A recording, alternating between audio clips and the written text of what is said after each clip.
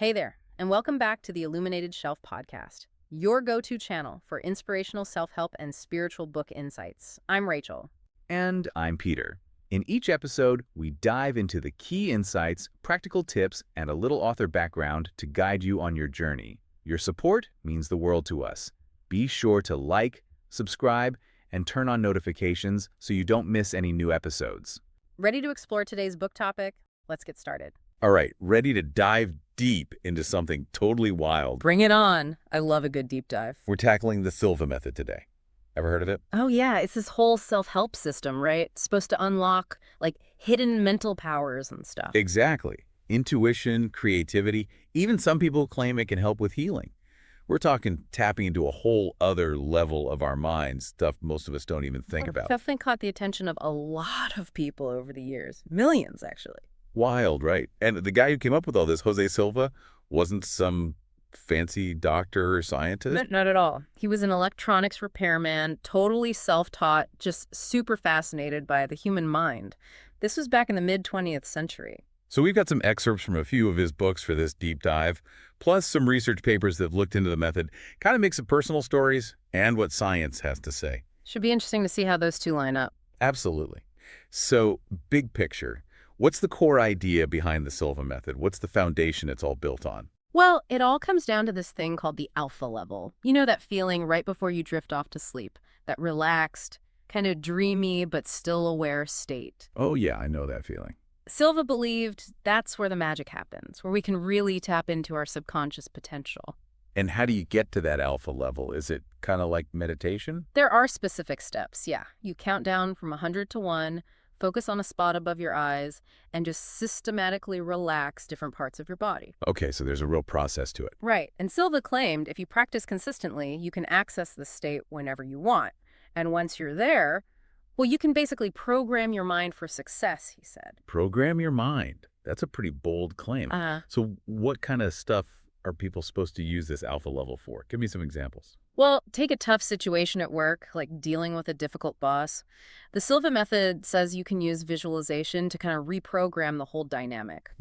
Yeah, you create this vivid mental image of your boss treating you with respect, really see it happening, feel it, make it as real as you can in your mind. So it's more than just wishful thinking. It's like creating a whole mental experience. Exactly. And Silva had all these techniques to make it even more powerful, like picturing the scene moving from left to right across your mental screen. Huh, interesting. Like you're shifting that desired future into your present. That's the idea, and it doesn't stop there. They have this whole thing about accelerated learning using the three-finger technique. Three-finger technique. Sounds kind of mystical. It's all about using that quick access to the alpha level to supercharge your memory. Silva's books have stories about people instantly remembering complex info. Like there's one about an insurance agent who'd wow clients by recalling all these policy details on the spot. That's pretty wild. Okay, I'll admit, this is starting to sound a little out there. But let's talk about something maybe a little more relatable: weight management. Can the Silva method help with that too? It claims to, yeah. The basic idea is to use visualization again, this time, to change your eating habits and reach whatever weight you're aiming for. Okay, so how does that work? You just picture yourself thin. You picture yourself eating healthy foods, enjoying how it feels to be at your target weight. Even imagine people complimenting you on how good you look. So it's not just about willpower. It's more about, reshaping your whole self-image using these mental pictures. Yeah, exactly. And again, engaging all your senses is key, making it a full-on sensory experience in your mind. Silva tells the story about a farmer who visualized himself getting slimmer and healthier. He ended up losing a ton of weight, even fit into a suit he hadn't worn in ages. Wow, that's quite a story. But what about breaking bad habits, like smoking? Can the Silva method tackle that too? Claims to help with that too, yeah.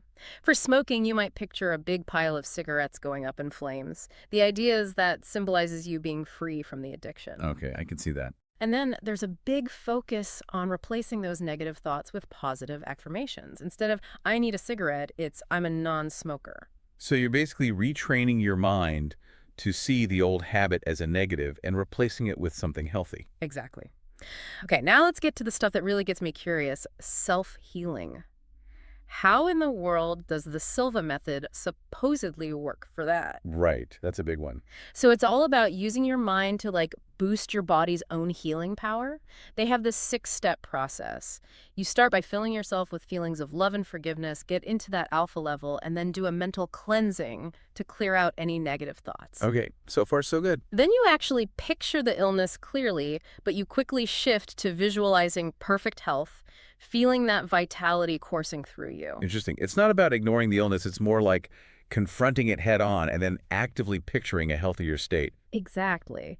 And to wrap it up, you affirm the progress you're making, really reinforce that healing process. Silva has a story about a doctor who used this very technique to get rid of his chronic migraines. Wow, pretty amazing stuff. Yeah. If it's true. But wait, there's more, right? The Silva method even delves into psychic abilities. Oh yeah, it goes there. Silva believed everyone has extrasensory perception, ESP, just waiting to be awakened. He even talks about this thing called case working, where you use ESP to get insights into someone's health or situation, no normal communication needed. Okay, now that's where I start to get really skeptical. But I'm still intrigued. How are you supposed to develop those psychic abilities? Well, one exercise they have is about mentally projecting yourself into objects and living things, like trying to experience the world from their perspective. Huh, that's interesting. But are there any actual studies that support these claims? I mean, psychic abilities, that's a big one. That's the million-dollar question, right? And it's one we'll tackle in the next part of our deep dive. We're going to look at the research, both the good and the bad, see what science has to say about all these wild claims. Sounds like things are about to get even more interesting. Can't wait to see what we uncover. Okay, so we've heard some pretty wild stuff about the Silva method. But I gotta know, what does the research say about all these claims? Yeah, that's the big question, isn't it? Like, a lot of self-help stuff, the research on the Silva method is kind of all over the place. What do you mean? Like, some studies say it works, some say it doesn't? Pretty much. Some studies show positive results, but others, not so much. It's like we're trying to put together a puzzle, but some pieces are missing. All right, well, let's start with the positive stuff. What kind of benefits have researchers actually found? Any evidence to back up these claims? Well, one study I found really interesting was by this psychiatrist, Dr. Clancy McKenzie. He was actually pretty skeptical of the method at first. A skeptic, huh? Yeah, but he found that it actually helped some people with anxiety and depression. He even saw improvements in academic performance for some of the participants. So even the skeptics are finding something there. Yeah. That's pretty cool. Any other research that showed positive results? Yeah, there was another study by Dr. George Dessau. He was involved in educational research using the Silva method. Okay, so in a school setting. Yeah, and he found that the students who took the course showed improvements in self-esteem and, like, their overall emotional well-being. That makes sense. Yeah. If you're feeling better about yourself, it's probably going to affect other areas of your life, right? Exactly. So yeah, there's definitely some evidence that the Silva method can have some positive effects on people's mental and emotional state. But you said the research was mixed. What about the studies that weren't so positive? What did they find? Well, some studies just didn't find those same clear-cut benefits. And even for the studies that did show positive results, it's important to remember that more research is always needed. Right, science is all about repetition, making sure the results aren't just a fluke. Right, exactly. And we're not quite there yet with the Silva method. We need more studies, more data to really confirm what's going on. Makes sense. We can't get too carried away based on just a few studies. But let's go back to those anecdotal stories for a second, the ones from Silva's books. They're full of people overcoming challenges, improving their lives, even some stuff that sounds almost unbelievable. How much weight should we give those stories? I mean, they're inspiring, but are they really proof? That's a tricky one. Anecdotal evidence can be super compelling, definitely inspiring. But you're right, it's not the same as scientific proof. Right, like that saying, the plural of anecdote is not data. Exactly. Personal experiences can be affected by all sorts of things, like your beliefs, your expectations, even just plain luck. So bottom line, we got to be careful about drawing big conclusions based just on personal stories, no matter how amazing they sound. Totally. It's all about finding that balance, being open to the possibilities, but also thinking critically. So even if some of those bigger claims about the Silva method, like the psychic stuff, haven't been scientifically proven, the core techniques like the relaxation and visualization stuff, those could still be helpful on their own, right? Oh, absolutely. Think about it. Meditation, mindfulness, those practices are all about those same techniques, and there's tons of research showing how beneficial they are. Right, makes sense. But let's switch gears a bit. One thing I find really intriguing is the concept of programmed dreams. Is that even possible? Can you really program your dreams to get insights and solutions? It's a fascinating idea, right? The Silva method suggests that you can use that alpha level right before you fall asleep to kind of set an intention for the kind of information you're looking for in your dreams. So it's like saying to your subconscious, hey, I need help with this. Work on it while I sleep. Exactly. And then when you wake up, the hope is that you remember the dream and can interpret what it's telling you. Of course, dream interpretation can be pretty complex, and there's no guarantee you'll always get clear answers. Right? Dreams can be super weird sometimes. But even if you don't get some clear-cut solution from a dream, it could still be a cool way to tap into that subconscious part of your mind, get a fresh perspective on things. Totally agree. It's about being more intentional with your dreams and seeing them as a potential source of creativity, insight, who knows what else. Okay, let's go back to those psychic abilities for a minute. This is definitely where things start to feel a bit sci-fi for a lot of people. Yeah. But Silva really believed that everyone had these abilities just waiting to be unlocked, right? He did. He saw them as like natural human potentials that you could develop through practice. He even talked about caseworking, remember, using ESP to gain info about someone without any normal communication. Right, like that example we talked about, the student who accurately described someone's medical condition from miles away. I'm still struggling with that one. But hey, trying to keep an open mind. And that's good. It's healthy to be skeptical. But even if the scientific community isn't totally on board with these claims, the techniques that the Silva method uses for this stuff, like the mental projection exercises, those could still be helpful in other ways. Like how so? Well, they're all about expanding your awareness and like pushing the boundaries of your perception. Hmm? Even if you don't end up with psychic powers, you might become more perceptive, more attuned to your surroundings. Okay, I see your point. It's like, even if the end goal is a bit far-fetched, the journey itself could still be valuable. Exactly. It's about exploring the full potential of your mind. I like that. All right, let's shift focus to problem solving. We talked earlier about visualizing a respectful boss. What other techniques does the Silva method have for tackling problems? One of the big things they use is mental screens. It's like having a movie screen in your mind where you project images, different scenarios. You create a clear picture of the problem and then visualize how you want it to resolve. So instead of dwelling on the problem, you're actively picturing a solution. Exactly. And remember that technique with moving the visualized scene from left to right? Oh yeah, like shifting the desired future into the present. Right. It's all part of that. And Silva was big on engaging all your senses and emotions in these visualizations. So it's not just seeing it, it's feeling it, hearing it, the whole experience. Exactly. The more real you make it, the more powerful it's supposed to be. There's even a story in one of his books about a guy who used this to get a new job. He visualized himself getting the offer, feeling all excited and grateful, and then bam, a few days later, he gets the call. Got the job. It's a great example of how directed visualization might work. But of course, we got to be careful about assuming cause and effect. Just because he visualized it and then it happened doesn't necessarily mean the visualization caused it. Right, there could be other things going on. Exactly. Correlation doesn't equal causation, as they say. But it's still pretty cool, right? It is. So the Silva method is saying that by getting our thoughts, emotions, and intentions all aligned, we can increase the chances of things working out the way we want. That's the idea. Whether it's actually true or not, it's definitely empowering to think about. Okay, let's explore one more thing before we move on. Habit control. We talked about visualizing burning cigarettes to quit smoking.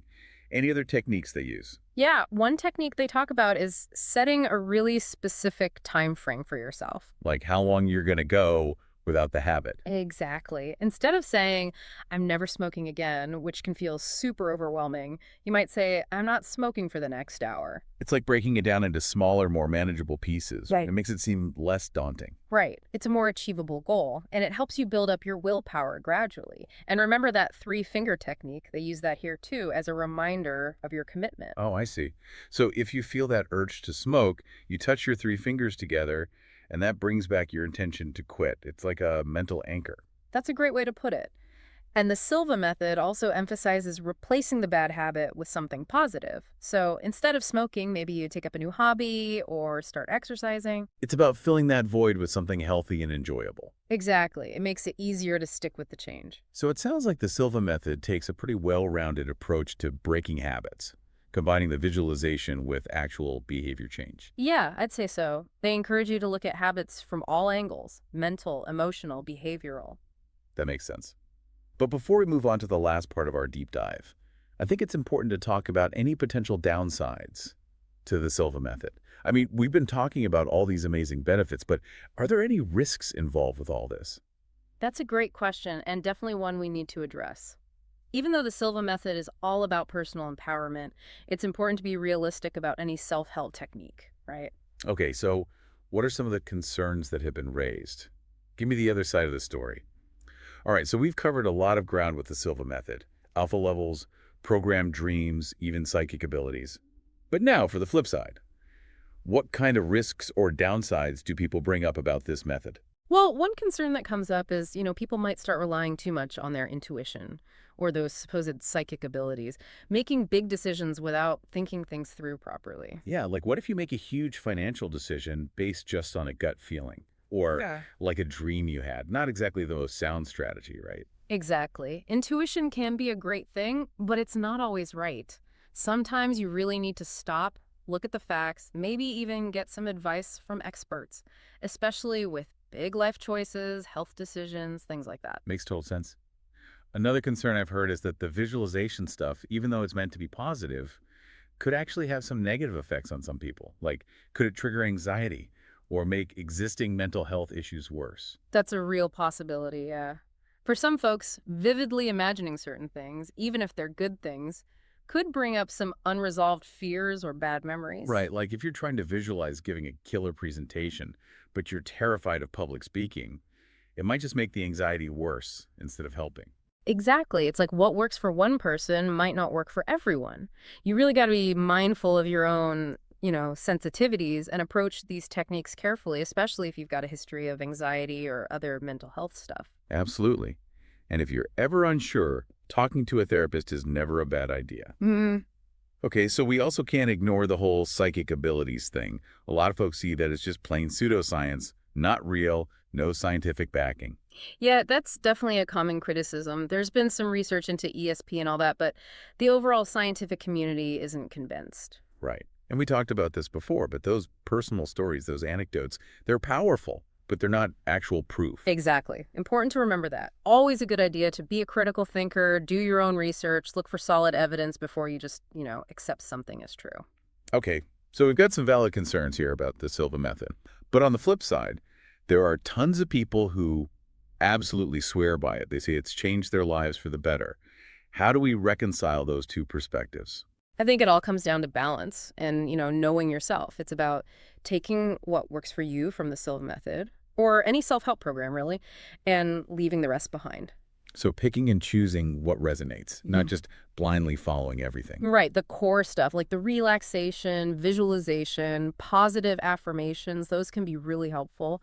Good for reducing stress, improving focus, all that. But you got to use them responsibly. And if you need professional help, you get professional help, right? Not just try to DIY everything. Exactly. Self-awareness is key. So, big picture, the Silva method is a pretty fascinating approach to personal growth, self-discovery, all that. It offers some potentially powerful tools for, like, unlocking your mind's potential. But we got to approach it carefully, with a healthy dose of skepticism, knowing our limits, and keeping things in perspective. Couldn't have said it better myself. At the end of the day, the power of AN1 methods, Silva, or anything else comes down to how you use it. Well said. Now, I'm curious, after all this, what's the one thing that really stood out to you from our Silva method deep dive? What was the biggest takeaway? For me, it's that reminder that we all have this incredible potential locked up inside us mentally, whether you buy into the whole Silva method or not, that idea of harnessing the power of your mind. That's powerful stuff. It's like we're not just along for the ride. We can actually shape our experiences, create our reality. I love that. It's like recognizing that our minds are these amazing adaptable things, and if we use the right tools, the right practices, we can really learn to use them to our advantage. Totally. And maybe, just maybe, by trying out some of these techniques, who knows, we might even discover things about ourselves we never thought possible. It's like an invitation to go on a journey, explore that inner world, see what we can find. Well, that wraps up our deep dive into the Silva method. We hope you enjoyed it. Maybe it sparked some curiosity about your own hidden potential. Until next time, keep exploring.